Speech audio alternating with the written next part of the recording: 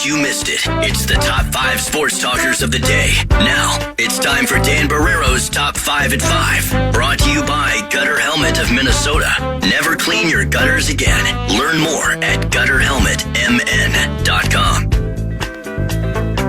Who am I supposed to want my Hoosiers to play in the next round of the college football tournament? Oh, man. Because they play the winner of tonight's game, which matches Oklahoma hosting the Crimson Tide. So what's the better matchup for the Hoosiers? That's a good question. I don't know. I don't really know either. Man. Oklahoma's very good defensively, correct? Yes. That's what I've been told? Yep. Their head coach is... You can draw a direct line, Venables, their head coach, of when he left Clemson to when they've started to kind of struggle. And I say struggle in quotations. They were in the playoff a year ago, but not be like the number 1-2 Clemson that we know. Man, is Alabama more of a brand at this point? Alabama did not play well in the SEC championship game. They were a little wobbly coming down the stretch. So did Kalen DeBoer right the ship? Are there Michigan distractions with him? He claims that there are none. Only time will tell Davey. I don't know. But it's no matter what in the Rose Bowl, it's going to be 2 big brands, Alabama and Oklahoma and Indiana. Those historical powerhouses. That's what we've come to expect from Oklahoma, college football. And right? Indiana University. Exactly it. That's the number 1 overall team. That's what it's all about. Okay, so that's tonight. And there's 3 games tomorrow. Yes. 3 first-round games tomorrow. Is that correct? Yes. Miami, Texas A&M, Tulane, Ole Miss, and James Madison at Oregon. I still think there's time for you to get to the Rose Bowl. You do? Yeah. Oh. I still think you should figure that out. All right, well, we'll see what we can do. Grab Bozich. Guys get an Airbnb. Well, he's still ailing too much. Everybody's getting old, so he's got ankle issues. If Gerby's brother, if they could break Randy's, if they could take a hammer to Randy's knee to get him to the Super Bowl in Dallas 15 years ago. You're not wrong. Bozich could get to the Rose Bowl. You got some breaking news? No, I'm trying to get to the text line. It locks you out of the system, and you got to go through the verification code system again. It's bizarre. I suppose we should start with the Wild. We better, because I know that already the pregame tweet about guests didn't mention the Wild, and already Fallness was bitter. It's bizarre. Well, is he by the way, is he making himself available for Beyond the Pond this week? Because last week You're right. He wasn't even on there. The day after the biggest trade in franchise history, he was nowhere to be found. So I don't even know how he could possibly live with himself in that regard, in all seriousness. I mean, he thinks throwing out a couple of tweets at us is going to make up for the fact that literally, how long has he been doing Beyond the Pond? How many boring, just dreadful Wild shows has he had to sit through and make us listen to? And then pretending that the team was about to go someplace. That it's important. And the day that the franchise, what's the opposite of burning to the ground, is rising from the ashes, the metaphorical ashes, even though they've been playing well. The day that they make a franchise-changing move, it's Halvey. And I love Halvey. We all love Halvey. Sure. Shermantown, we love him. But come on, man, as you would say. Come on, man. So we got it done again last night, you're telling me. We keep losing people, but it doesn't matter. Yeah. And you know what? The standard's the standard. They're kind of mucking their way through it. They're down 1-0. And Heinze essentially calls everybody the carpet and says, we're drawing a line in the sand right now, boys. This is not what we're going to do tonight in Columbus against Dean Evison. We got to be better. He didn't like the compete level. It's the only time we hear compete level is in hockey. Hey, we do hear it a lot. Even though there's no question. You could say it in basketball. You could say it in football. Our compete level wasn't very good. But they figured it out. Boldy and Kaprizov each had a goal and a couple assists. We kept throwing in empty netters. Volstad was pretty solid again, 27 saves. And the Wild win again, another 2 points. And now it's a big weekend, right? It's a big, big weekend with Edmonton on the horizon. Going to be fun. Should be pretty cool. We are now 3rd in the entire league in points. In fact, I think the 3 highest point total teams are all in our division. They are. We're 3rd with 47. 47. We are 18, 3, and 2 in our last 23 games. That's very good. I mean, and it's exactly why on tonight's edition of Enough Said, regular time on Fox 9, 9:30, we give the Minnesota Wild their due. For the first time in the history of Enough Said, we lead the program with Minnesota Wild hockey. I think that's an accurate statement. I think it is, actually. Yeah. And it's never happened before. And we had to fight for it. We did have to fight for it. It was they were trying to move some things around. She has KG eyes and stars in her eyes. I don't. It's bizarre. It's newsroom groupthink. It is. That's a good way. They to put all it. get excited. Yes. And then you assume, well, we have to lead with that. No, we do not need to lead with Kevin Garnett. And you're talking to a child of the 90s here. Correct. So if anybody would have said, yeah, let's do it, it's Gaardsy. But the Wild was the no-brainer. And hopefully we continue leading with them because that means that they're playing very, very well. So that's the deal. You can hear the game against Edmonton. Can we actually tomorrow. dream of both the winter teams playing into May? Oof. Can you imagine what that would be? We've never had it. We've never had it. No. We've actually had to work through April and May because we haven't had all that built-in programming. But think about how little we've really had to work the last 2 years with just one team getting us into June, basically, right? Memorial Day weekend, it's been the Wolves. We've been able to, just hit on all of our fun guests and the guys that we love to talk to, the men and women we love to talk to about basketball. Imagine if we were able to do that with hockey, too. It'd be tremendous, yeah. It'd be outstanding. We'd have to go to 7 probably every We'd have night. Guerin weekly. We would? If not even more often than that, we'd have Russo daily. Well, that's what we do during the postseason, usually. Much. Pretty close. So that's what we know there. The Wolves, speaking of the Wolves, are back in action tonight. A game you can hear right here on the Fan. Somebody tweeted at us that Sham said Ant is in. I didn't see him tweet about it. Maybe he said it on NBA Today or whatever the show is that he's going to be on ESPN. But Anthony Edwards, after missing the last handful of games with his injury, has been upgraded officially to questionable. Usually when that happens, when you're upgraded to questionable, you're going. When you're downgraded to questionable late, like Jalen Clark has been with this illness that he's got, we'll see about him. By the way, does Darius Garland interest you? Cavaliers are in free fall. A lot of people say their backcourt's too small. They're going to have to trade somebody, and Garland would be the odd man out. I got to think about that. I have to think about it, too. He's not... I used to like him a lot. Yeah. Now I'm not so sure I like him as much. Well, and this is where I got to be honest with the audience. I'm not locked in on League Pass with the Cavs very often. That's hard. And I know that they've been good.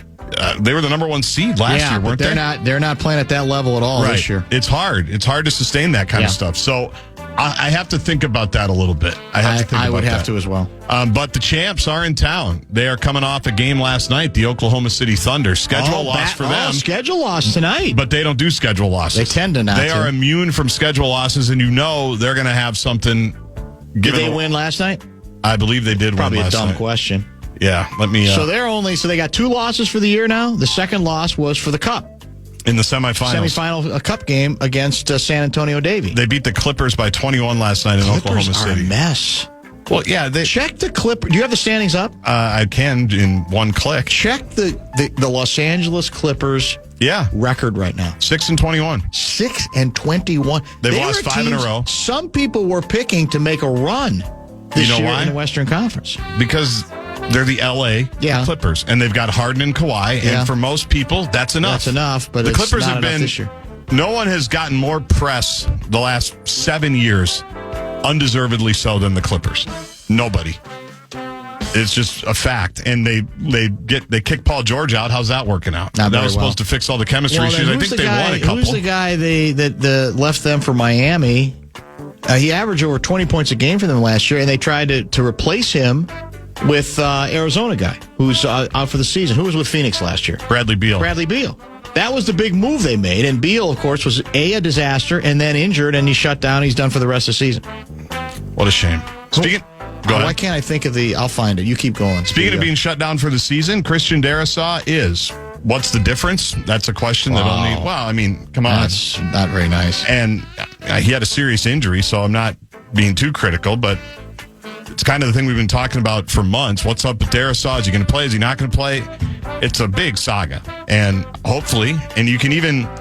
I think Gessling talked about it accurately, and Seifert kind of said the same thing on Tuesday, that KOC, how did he phrase it? The way that KOC is phrasing it, if you translate KOC into English, is he better figure this out next year. Right. Like that's my interpretation of it. KOC said it's, quote, his personal belief, end quote, that Darrisaw will be able to resume a normal practice and playing routine next season. Here's the quote from KOC. Get your bingo card out. This was a collaborative decision. based upon where we're at in the season. Had to be. From the standpoint of Christian's workload and what these next few games and days are going to look like for our team, we thought this was the best decision for Christian in the short term. But at the same time, I think a lot of this can be a projection on a really positive outlook for 2026. So Darasaw is out. We know Grenard is out. We know Metellus is out. Norman Powell. Oh, yeah, Norman Powell. Good player. Yeah, and had been a really good player for Miami and the Clippers. They've made some curious decisions, and of course, somebody was asking when the investigation's going to end on the Kawhi endorsement gate. deal. My guess is that's still a ways off, but who knows? Yeah, they've got the gambling investigation to worry about. They're working on expansion. There's a lot of things going on. There you go. There's your top 5 at 5. Lavelle is going to join in about 10, 15 minutes or so. If you have questions for him, hit the Bradshaw and Bryant KFAN inbox 64686. That's 64686. You know where Lavelle's going tomorrow? No. I think it's tomorrow. Oh, is that? Don't tell me. It's a good tease. Is it intriguing? It is intriguing. Oh. All right, well, let's leave it then. Let's wait for 5:30. We'll let him unveil it. We are sending him off. We are? We are tonight because he is going somewhere tomorrow. Interesting. That I'm sure. And let's just say you're going to want to know if he's packing enough underwear. Huh, that's intriguing. I know nothing about this. But we'll find out in about 15 minutes. Don't go away.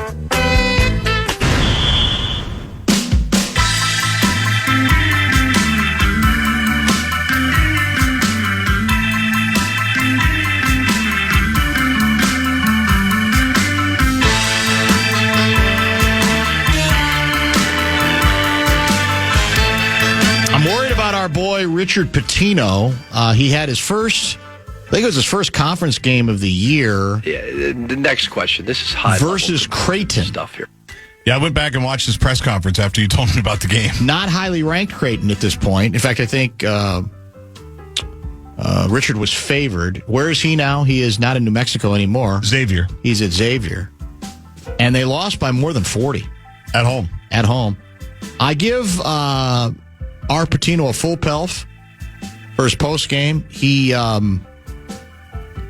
if you've ever wanted a head coach after his team got slaughtered to take not only full responsibility but to repeatedly say we were, humiliated, we were awful, we were not. It was not even close. There wasn't anything close about it. There was nothing redeeming about anything we did.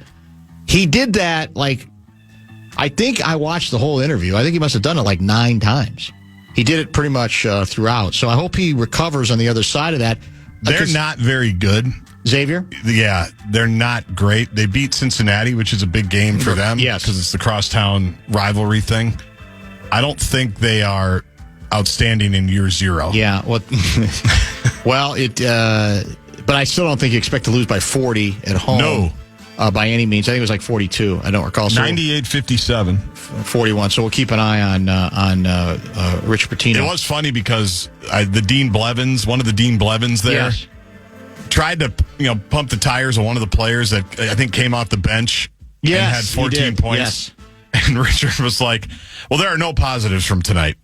There are no positives. So I get what you're saying. There are no positives, but yeah, we need him to keep progressing. I'd asked you during the top 5 at 5, if you're an Indiana fan, who are you rooting for tonight? The game between Oklahoma and Alabama, because the winner of that game will face Indiana at the Rose Bowl in the second round of the tournament.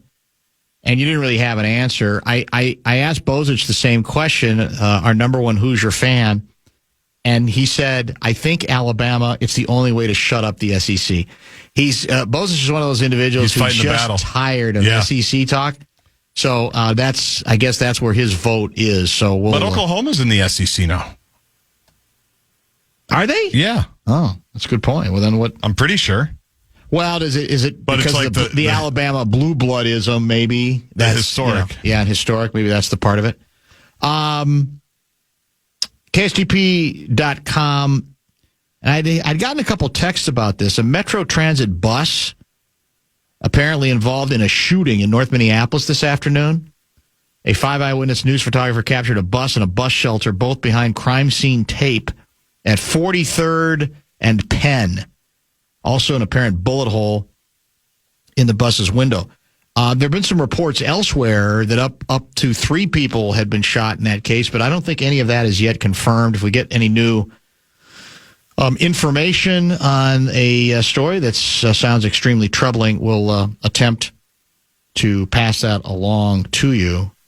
Bradshaw and Bryant, KFAN text line is open for Lavelle, who will join us next segment at 64686. Where were we here? Clippers are the Nebraska Cornhuskers of the NBA. That's an interesting analogy. There might be some truth to that. The question again is, apparently they've already turned down a bunch of offers for James Harden. Which is interesting. Which is interesting in itself. He's ancient. He's dangerous. But I like this version of him a lot more than the previous in that he's become a much more willing distributor. Yeah. Can you imagine? I just can't do it. Can you imagine having Harden on the wing just nailing threes? We don't have anybody who can nail threes like that. Not like that. He didn't guard anybody. Right. Which is a problem. But yeah. And he's weird in the playoffs. He's weird. His track record in the playoffs, as skilled a player as he obviously is, not very good. But he's reached a point in his career where what I like about him is he's far more willing to be a facilitator than he once was. That's the thing. But that's another one that I would really have to be convinced. Yes. I'd have to do a lot of inciting, and I don't even know if there's a practical way to get him, even if you wanted to get him, even if you wanted to get in on him. Right. That would scare me a little bit. I got to be honest. Now, however, if you're asking him to be just kind of that shooter and get to the line a million times a game, which he's good at, much to my chagrin, and you're not counting on him leading the charge, maybe. Man, I'd have to know his contract, how long we'd have to put up with it. I don't know. I never say never with Tim Conley because he surprised us so many times before. So, and I don't need old takes exposed on this one, like when they trade for him in 2 weeks that I've just buried the guy. Well, last night was another one of those good nights where old takes could be exposed within like 8 or 9 minutes because the football game. Yeah, Darnold went from very good to awful to decent to redeeming down the stretch, where you could write whatever you wanted on him, pro or con Sam Darnold. Right now, I do think his opposite number outplayed him if you go start to finish in that game, but it was a lot more of a mixed bag, and it ended very well for him as opposed to what had taken place earlier. Call back to earlier discussion about the Vikings' woeful inability to make the playoffs 2 straight years, basically since it was pre-Favre and then Favre. T-Jack and then Favre, right? Yep. Was T-Jack the year before? Believe so, in 08. In 08, yeah. That's a long time. Denny Green playoff games. How many different quarterbacks did Denny have starting? He demonstrated quarterback experience was even more important than grooming Ponder and McCarthy-type QBs. Well, yes and no. I mean, you could argue that Denny might have had an even greater coaching record here if he had been able to settle on one quarterback. Now, ultimately, he did with Dante, and then Dante got hurt That's as the well. Bad luck. And he had some defensive issues that also led to his dismissal. But the truth is, and that's where you got to be careful saying, well, if you got a lot of quarterback changes, you can't do it. Denny did it with a lot of different quarterbacks, right? I mean, he had the first year we made the playoffs. The 2 quarterbacks were Rich Gannon and our guy Sean Salisbury, were they not? Sounds right. Yes. So he ends up obviously starting one season with Brad Johnson. He gets hurt, and in '98, then Randall Cunningham emerges. Right, he becomes the guy. Who was the quarterback? Wasn't Jeff George the starter one of the years we made it and got killed by the Rams? 99. So the fact is, Denny was a good enough coach that even with musical chairs at quarterback, he still was able to make it in consecutive years pretty regularly in a way that nobody on the Vikings, no coach on the Vikings has been able to match ever since. Right? It's just true. Now, the league's different. I get it. A lot of things are different, but that's just a fact. All right, we'll find out what Lavelle is up to. Gaardsy says he's got an interesting assignment he's leaving for tomorrow. Jalen Clark, by the way, out tonight against Oklahoma Clark's City. Out. That has been updated about 20 minutes ago. And Ant, nothing new other than questionable? He is questionable. Okay. I'm guessing he'll probably play. Let's do this. Let's pause and chat with Lavelle on a number of different subjects. He's next.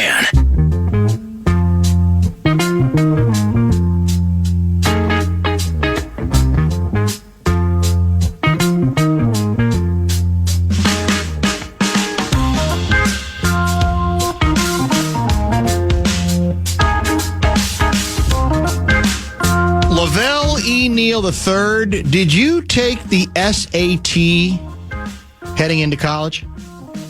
I did.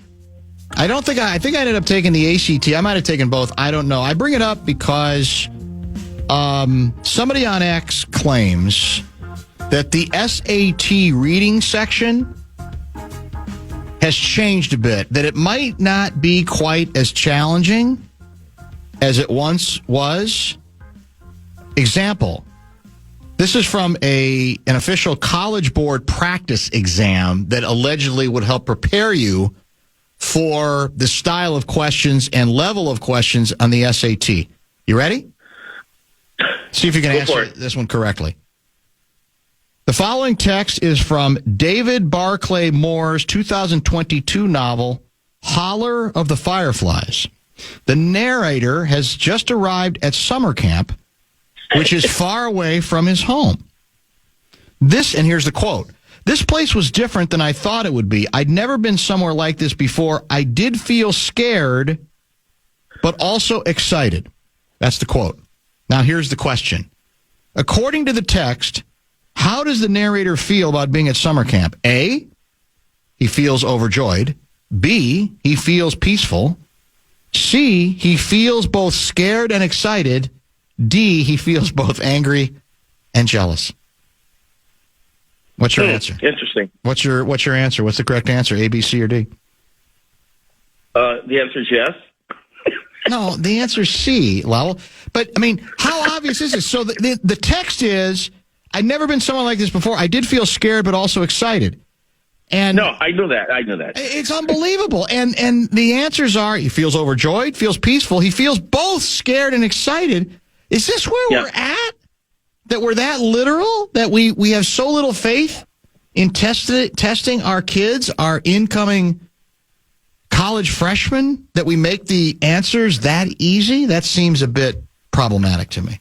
Well, I got to admit here, I can't remember the questions that were on my SAT. I do remember being sick for 2 weeks before the exam, so I wasn't fully prepared for it, but I got through it okay. Yeah. I know I got at least four figures. So, but I can't remember how difficult it was or how hard the reading part was or all the other questions. So, I would imagine those tests would change through over the years. I wouldn't expect the same test they trotted out when I was, 17, 18 years old to be the same now that I'm 60. So, but it's interesting. It's interesting how they arrive at some of these decisions as to what should be on these tests and how do you measure the mental agility of the person taking the test. It's just lovely. How excited are you at the prospect of the region or the Gary, Indiana Bears coming to Northwest Indiana just as soon as they can build a new state-of-the-art, multi-billion-dollar facility? Well, the Jets and the Giants play in New Jersey, right? Correct. They're both their teams. This is just taking a crazy twist. The Bears have done this thing backwards. It's not all Kevin Warren's fault. I think the timing of this is weird. Right when the Bears are playing good football and now about to play the Packers in like a huge game tomorrow. But I'm guessing Warren's butthurt, man. He is butthurt because he announced to everybody that he would have shovels in the ground on the new stadium before the end of 2025. And here we are heading into the final week of 2025, and there's no deal done. So I think I don't think he cares about the timing of the message right now. He just wants to try to get as much leverage as possible. This is the old playbook, man. The old playbook for getting a new stadium. Put pressure on lawmakers, find someone to possibly sell the team to, like the Poets did with Don Beaver, and threaten to move the team, like the Poets, were willing to be contracted. But he's out of place after this one.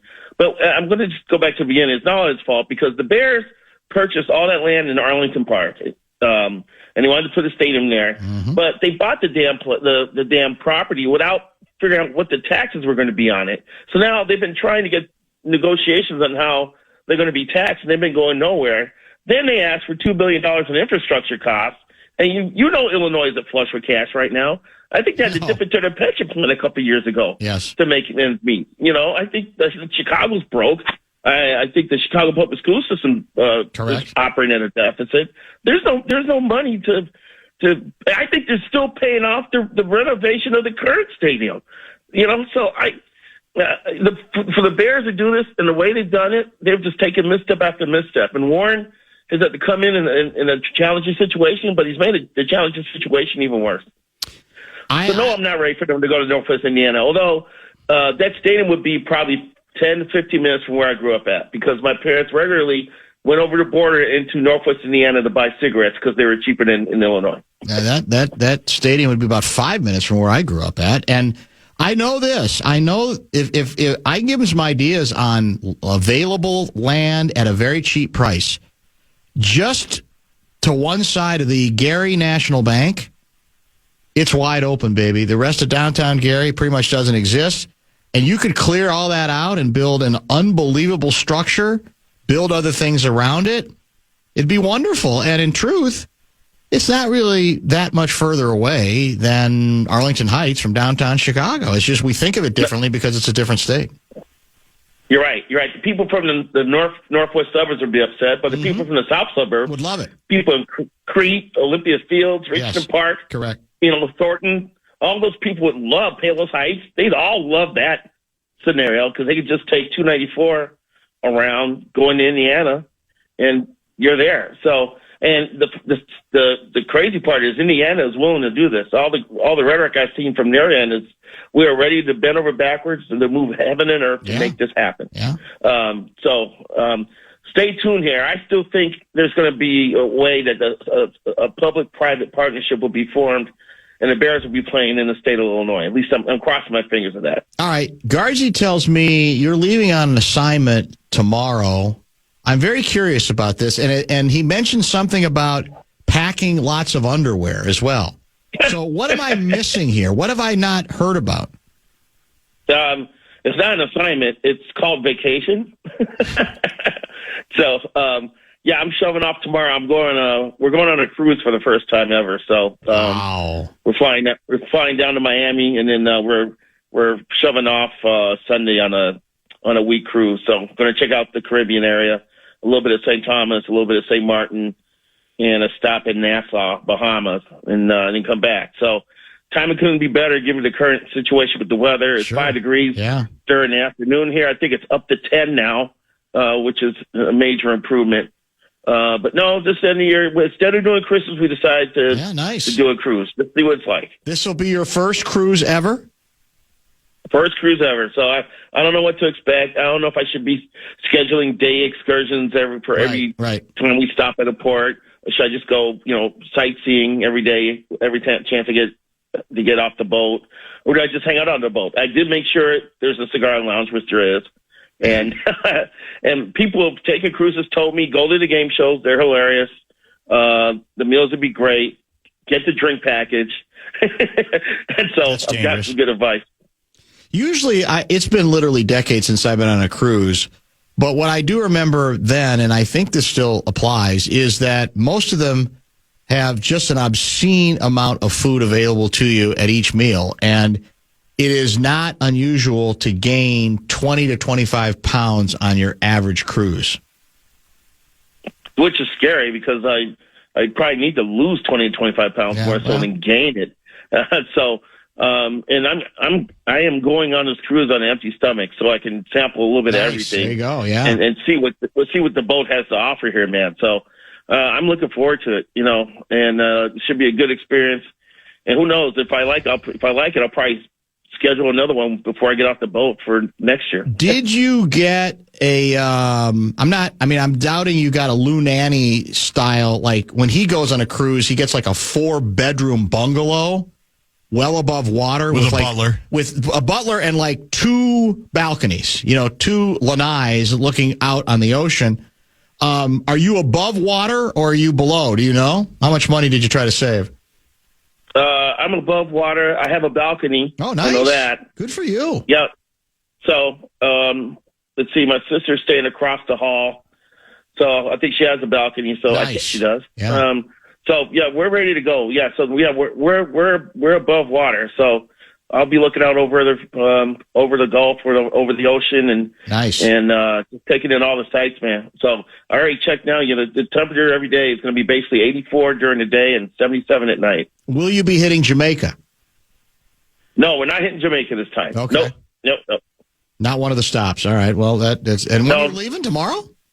Flying out tomorrow? Yeah, I'm leaving tomorrow. It's going to be a challenge because as soon as I land, we land in Miami at about 5:30, and then I got to find a place to watch the Bears-Packers game. Ooh, big one. And then we're spending tomorrow night in Miami, and then we're getting on the boat Sunday afternoon. We have the latest rating surveys I saw. They're very specialized, and I think our numbers are very good among cruise participants. So I'm going to ask our audience, 64686, give us your top 5 cruise tips that might apply to Lavelle and that he might find useful as he prepares for his first cruise. Meantime, while we're waiting for some of those replies to go in, do you have one already, Gaardsy? No, I'm just wondering, what if this is one of those cruises gone wrong and Lavelle ends up on like the Today Show, you know, talking about how we're stuck in the Bahamas, there was something going on, and you'd be a great correspondent, Lavelle, if something goes wrong. I'm not hoping the plumbing system doesn't work. Right. Some sort of a virus runs through the entire boat, so we're left with stomach virus. That happened. What didn't the virus ran through a boat and they wouldn't let it dock? And everybody was sick. It was a stomach virus. Oh, bathrooms, the toilets were backing up. It was not good, Lavelle. It was not good. Well, I'm already nervous about the sanitation on the boat of this size with all these people on it. So, where's this waste going, and how did they get rid of it? I've been wondering about that as the days approach. You're the reporter. Go find out. Yeah, you might have to find out. Do some journalism. How many people could be on this boat? Is this one of these mega cruisers where there's like 25,000 people? It's not that. It's not small, but it's not the biggest one either. Okay. It's Royal Caribbean. It's a Symphony of the Seas. Oh. Which isn't the smallest boat. It's definitely not as largest. Okay. That pretty much will work. So I'm guessing a few thousand. So, congratulations! I think you've written one mea culpa wild column, correct? Since the big trade and since the team has surged, is this real? I mean, do you think this team? I think we mentioned they've got right now the third and greatest number of points in the entire league. They have been ridiculous the last 23 games, 18-3-2. Is this sustainable? Well, the fact that they're doing this with about 6 or 7 guys banged up is really impressive, and they've had to get run out. They've had to burn the airfare to Iowa up, bringing guys up to fill in the rest of the bench and make sure they got enough healthy bodies to throw out there, and they've still been winning. You know, Quentin Hughes has been really sharp upon his return. Bodie and Kaprizov may be one of the better 1-2 punches in the NHL. The goaltending continues to be strong. I had the NFL game up on one TV last night and the Wild up on the other game, and I saw them fall behind. Dean Evans has been 1-0. I said, oh, is this where it ends? Is this where it ends? And then I think they came back and scored, and then they took a lead, and then Columbus came back and tied, right? I think that was the order of scoring. And then, you know, they got, I think, X jammed home a puck, and they really never looked back. I mean, they're doing everything well. You know, they're taking advantage of the power play. They're playing good defense, definitely getting good goaltending, and they're getting enough from the filling guys to keep this thing going. So just imagine what it's like when, you know, Jake Middleton gets back in the fray, and Zuccarello. You know, Zucker getting healthy in November was one of the reasons why they started playing better.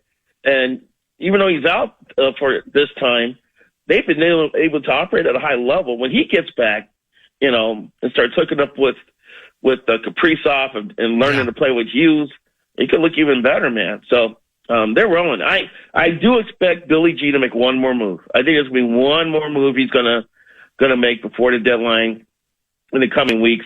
I know the man is infatuated with having size and skill. It seems like when the Wild do make the postseason, they're always a smaller team. They're never big enough. I think he'll probably find a guy with size who can play and provide some scoring, but we'll see. The tips are coming in fast and furious on preparing you for the cruise that you will begin over the weekend. Bigger ships produce an average of over 12,000 gallons of urine a day. 12,000 gallons of urine a day. Another texter writes, as a Coast Guard veteran, I can confirm once you get 25 miles offshore, the waste gets pumped into the ocean. Matt is checking in from Rosemount. My wife and I are big cruise fans, and in recent years, they've cut back on the dining room food. But if there's something there he wants more of, they always serve the same food at the Buffy buffet. Bring hand sanitizer. Ooh, good one. Bring portable safe for phone and wallet. Get pool chair early. Don't eat at the dining schedule. Eat at Grab and Go and get the drink packages as well, and do plenty of trivia. This will be an upbeat message to you. Dan, will you tell Lavelle that on average 1 to 2 people die on a cruise each time one goes out? I wondered if someone was going to say this. And then they have to keep them down below deck in a refrigerator. Yep. I hope he doesn't die, but there's probably going to be some old people that do anyway. Something to keep in mind. Thanks. That's John checking in from something Edina. to keep in mind. Well, he's just trying to prepare him. Did you hear the story about 3 weeks ago in the New York Post about the guy who had the drink package on a Royal Caribbean cruise? No. And had 33 drinks. Went belligerent, tried to break into a laundry room. They tried to sedate him, but the combination of the alcohol and the sedation ended up killing him. I missed that story. Well, don't be that guy. Maybe cut that in half. Yeah. Well, I'm not going to do 33 drinks in a drink pack. They have like a Central Park. Right, I'm looking at the ship curious right about now. the portable safe thing. These rooms don't come with like little mini safes. I doubt it. Like hotel rooms. I guess it's possible. That's probably an extra $2,000 though. What the hell? They're going to bill you afterwards. That's too late for me. I'm about to run out to what? Do I have to go to Target tonight and look for one? Get a mini safe at Target. Just keep it in your pocket. You'll be fine. I don't know, man. There's pickpockets all over some of these cruise lines. This ship looks awesome. Take the stairs and eat and drink all you want. Stairs is a good idea. Stay away from the elevators. You can move faster. Has Lavelle watched Poop Cruise on Netflix? There's a show called Poop Cruise on Netflix. Is that true? I think it is, yeah. No way. Yeah, the producer's got to look that one up. There's no way there's a Poop Cruise show. God. I'll watch it tonight because I do have Netflix. A couple people are saying the cruise ships do have safes. So I don't know if they mean in each room. I assume they do. Yeah, I have seen this show.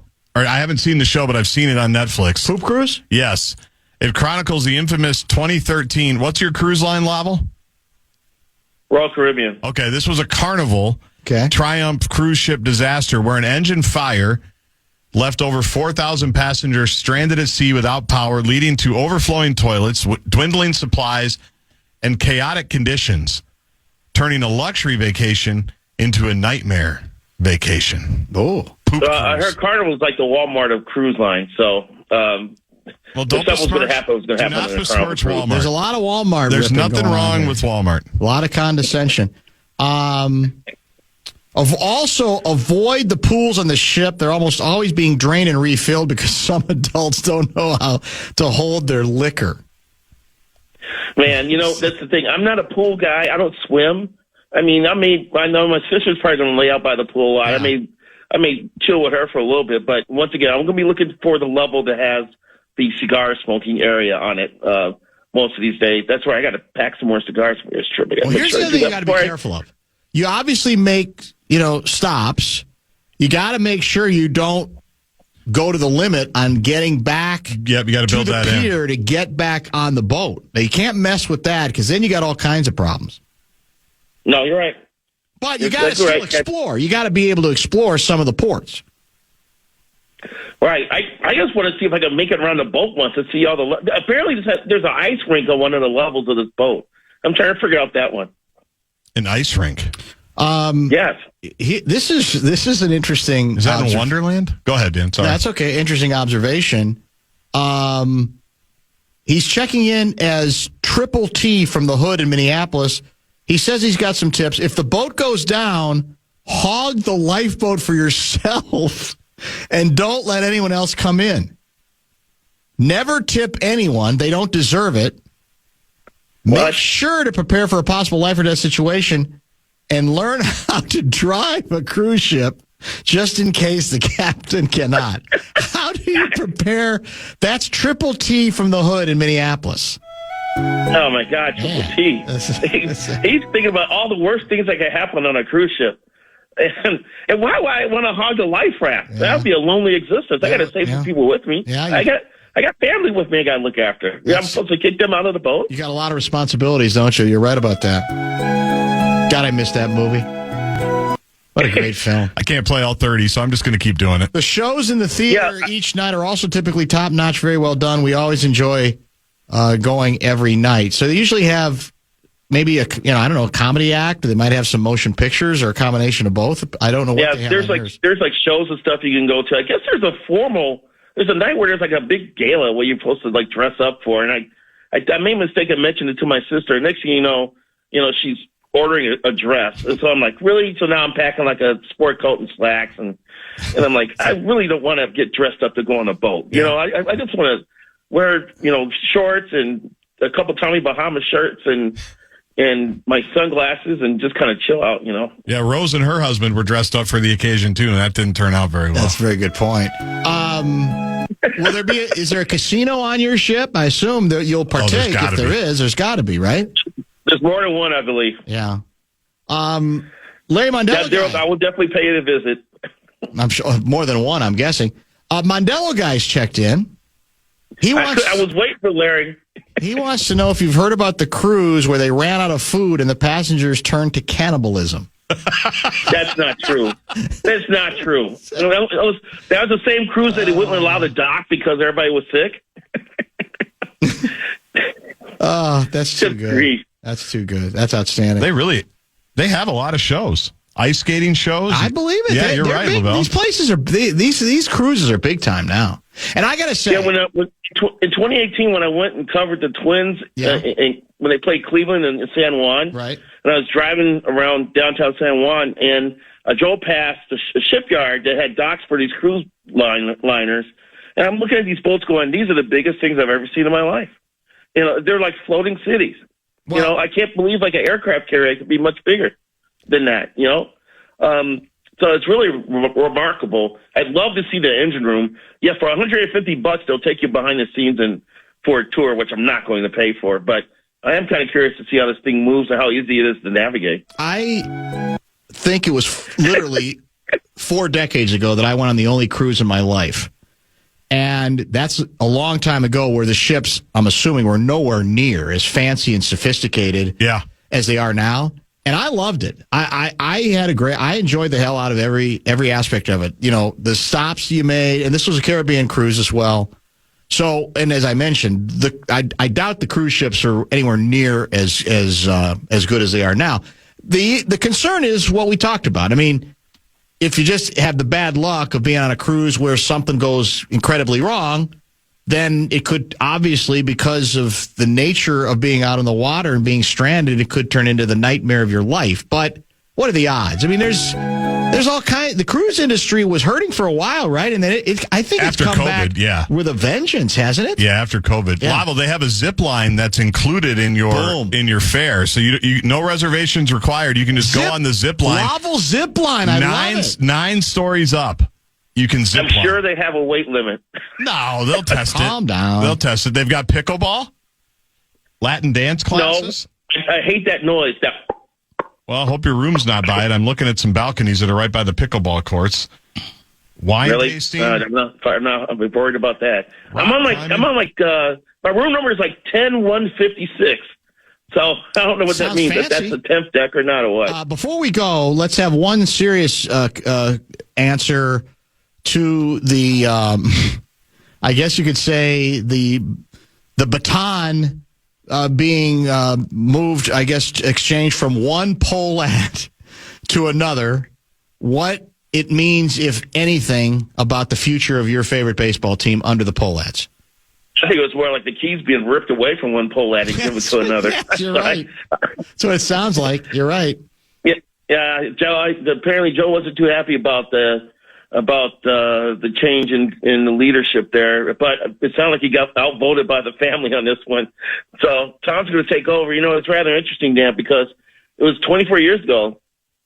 I was covering the team, and Tom actually was an intern for Major League Baseball in the New York office because he had just graduated from Boston College, and he was an intern. So I thought he was going to be the one that's going to get involved in baseball, but he ended up going in a different direction after the internship was over, and Joe ended up being the one who wanted to work in game day operations and wanted to work in communications and work with social media and run the radio station, which didn't go well, and kind of learn about baseball from the ground up. So it's kind of interesting that now these roles are switching some 24 years later. So, Joe, I mean, Tom, he kept saying the right things about trying to re-engage with the fans and get them on their side again. But, you know, the only way you can do that is by winning. The only way to win is to invest. Yeah. And they're not going to be fishing in the deep end of the free agent pool anytime soon. They got to wait on these guys to take a step forward. I think the payout's going to be around $120 million by opening day, and it'll probably be $120 million in 2027 as well, if there's a 2027, because that's the year that there could be a work stoppage. So this is going to take a few years to get it right. And as I wrote in the paper, my thing is this: by the time we get 4 to 5 years in this thing, baseball's going to have a new CBA. They're going to have some sort of economic change. Either they're going to get a salary cap, which may lead to Armageddon for a year, or at least a stronger luxury tax, or maybe a second apron like the NBA, and try to curtail the spending. They're going to get more revenue sharing from local television revenues of all these teams, and they're going to bundle and stream MLB games and make money because they're jealous of the NBA, because the NBA is getting $77 billion over the next 11 years. So baseball's financial landscape is going to be better one way or another in the next 2 to 4 years, and franchise values are going to rise. And I'm estimating that the Twins are going to be worth about $3.5 to $4 billion.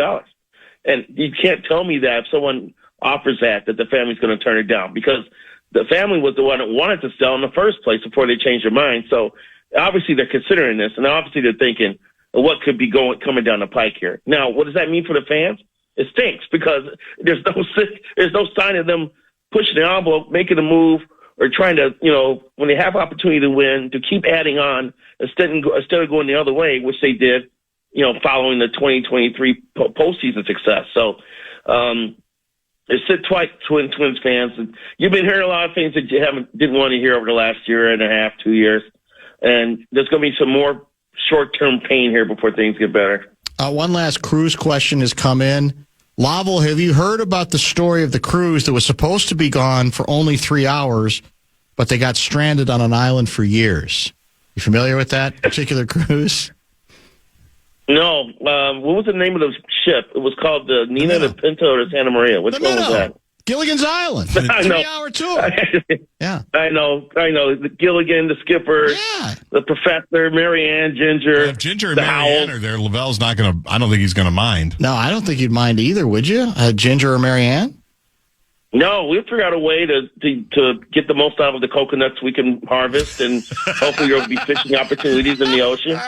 Oh, that's too good. Between Gerby rapping and this has been an all-time show. It's been unusual. And lastly, Quinn Hughes, Poop Cruise, Ants, Shoes, Wolves and 5. Have a wonderful journey on the ocean. Be safe, be sensible, be smart. And we love you, Lavelle. And we'll talk to you on the other end with, we hope, breathless reviews of the time of your life. Are you guys working Friday after Christmas? I am not. Friday after Christmas is the Rape Bowl. So we will have. Oh, that's right. It is. Yeah, the 26th is. Yeah. It'll be on in the afternoon here. So there's no bumper to bumper on that day, unfortunately. Okay. Well, So 2 weeks from now, then. Exactly it. That's when. Well, actually, I think 2 weeks from today is what, Jan 3? The 2nd. I'll be working that day. Yeah, you're working. I'm still off then, and then I'm back, I think, on sermons. But yeah, you can file a live report. I can't wait, the Lavelle. day after New Year's. Where are you going on a trip? Me, no. Well, no. I'm actually here, Chicago for a little bit, but then back here anyway. I'm just taking the rest of we can't take the vacation with you, Lavelle, as you know. Yeah, I'll make sure I work on a daily diary just so I can have some notes to prepare. Exactly, yeah, because you don't want to forget the best best stuff. Give you a full stuff. report when I return. Outstanding. Thanks, man. Be good. Have fun. All right, take care. Lavelle Neal III, back in just a minute. Human.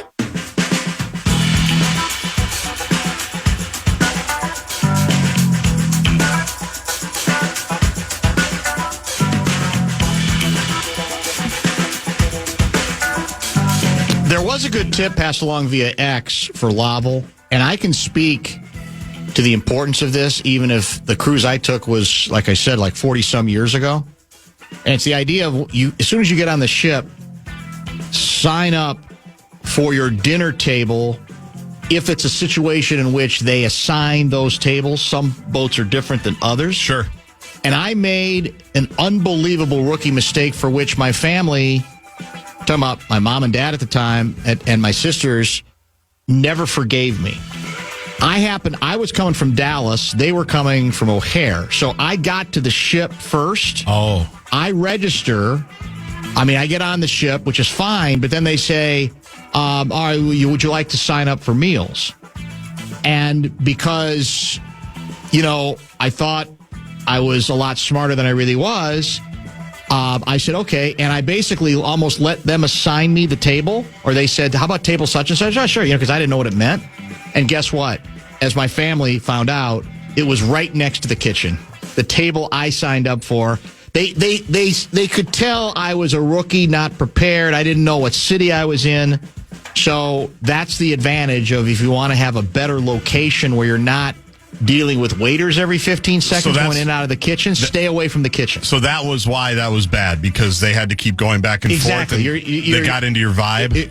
That was at least the got it. That was the story. Update on the Metro Transit story. This again is according to KSTP.com. 3 passengers on a Metro Transit bus injured in a shooting north Minneapolis as authorities search for a suspect. Press conference. Metro Transit Interim Police Chief Joseph Dotseth said that shortly before 3:30 p.m., police responded to 36th Avenue North and Penn Avenue North, where a shooting occurred on a bus. Police arrived on the initial scene, found 3 victims, all passengers on board the bus. Victims brought to the hospital. 2 of them are believed to have life-threatening injuries. The other victim is in critical but stable condition, actively looking for a suspect as we speak. Preliminary indication indicates that the suspect got off the bus and shot into it, injuring the 3 people. One other, can you find the follow-up sounder? If we still have it. If not, it's no big deal. This goes back to our discussion yesterday. Your governor just doesn't get it. He just doesn't. There's no varnish you could put on his words. I'll read you the Star Tribune story filed at 5:39 p.m. today. Governor Walz lashed out at federal prosecutors today for proclaiming without evidence that the total amount of fraud in Minnesota social services programs could top $9 billion. It's speculating. Walz told reporters to extrapolate what that number is for sensationalism or to make statements about it really doesn't help us. He's referring to comments made by Assistant U.S. Attorney Joe Thompson. Thompson said federal investigators have uncovered what he called staggering industrial-scale fraud on a level unmatched in the U.S., and he scolded Minnesota officials for not doing more to protect the public's money. It is swamping Minnesota and calling to question everything we know about our state. I think it's fair to say that our state has not done a good job of minding these programs. The statements expose tensions that have been simmering for months between the governor, who's defending his leadership as he runs for re-election, and the prosecutor who has made himself the face of the investigation into state-run programs. Federal officials are visibly frustrated with the state's failure to protect taxpayer funds from fraudsters and for not moving quicker to erect barriers to criminals bent on cheating the system after the Feeding Our Future scandal erupted in 2022. That's the story in a nutshell. I don't know how much extrapolating or projecting that Joe Thompson has done, but let's be real clear about this. The U.S. Attorney's Office has been far more credible than anybody at the state level. And the governor can keep trying to change the subject if he'd like to. If it works into his political interests, that's fine. He can do whatever he wants to do. But I think, frankly, the more he fights back this way, the more it sounds like he's trying to change the subject. And in doing so, frankly, is only reminding every voter or every would-be voter of what a failed job has looked like by the state of Minnesota and by people in some cases who are part of, obviously, he is, after all, the governor of the state of Minnesota. So it's confounding to me exactly where he thinks he wins here, because if all along he had been more willing to take more responsibility and frankly had articulated what needs to be expressed by people in leadership about just how embarrassing these episodes are, how dangerous they are to the welfare of the state, when all this money, as we talked about yesterday, that's supposed to go to people in need aren't getting near it, then maybe I would give him the benefit of the doubt that he's trying to make a larger point now on whether some of these numbers are out of control, or that in this case the U.S. attorney or assistant U.S. attorney is attempting to do more projecting than is necessary. It's like you're getting into procedural stuff that doesn't acknowledge the scope of the fraud, even if it ends up being $5 billion less than the $9 billion that are being projected here, right? I mean, did the Titanic still go down? The ship went down. The ship is going down here. And again, you can pound your chest trying to change the subject this way all you want, but you're drowning in it. And you're not going to drown any less. If you're drowned, you're drowned. So it makes absolutely no sense. This office has been easily, on the basis of, let's already talk about the number of individuals that were successfully prosecuted or who pled guilty.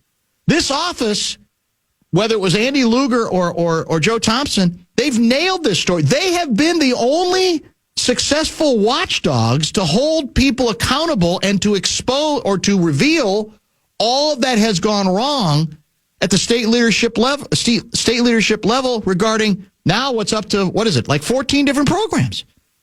So go ahead, whine away on, well, these numbers are projected and it's political grandstanding and the whole bit. The money's the money, and the money has been stolen over and over again at the expense, I'm assuming, of every U.S. Minnesota taxpayer out there. So have at it, man. Go after the only organization that has seemingly done its job, regardless of political concerns, to get the bad guys and to hold the bad guys accountable. I said it yesterday. I mean it.